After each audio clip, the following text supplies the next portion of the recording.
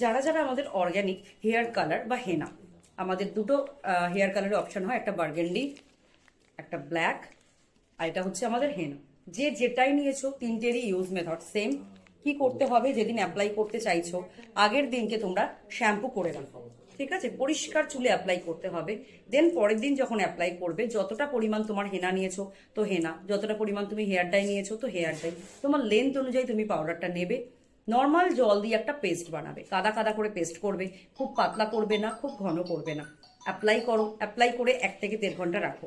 1-1.5 ঘন্টা পরে নর্মাল জল দিয়ে ওই দিনকে ওয়াশ করো চুলটা, ওই দিন কিন্তু শ্যাম্পু করবে না, ঠিক আছে? দেন যেদিন অ্যাপ্লাই করেছো সেদিনকে রাত্রিবেলায় একটা হেয়ার অয়েল মাসাজ করো। যদি আমাদের অয়েল নিয়েছো তো আমাদের অয়েলটাই ওই দিন রাত্রে মাসাজ করো। দেন পরের দিনকে তোমরা শ্যাম্পু করে নাও। হেনা করলেও সেটাও 1 মান্থ স্টে করবে, আর যদি আমাদের হেয়ার কালার নিয়ে থাকো সেই কালারটাও কিন্তু 1 মান্থ স্টে করবে।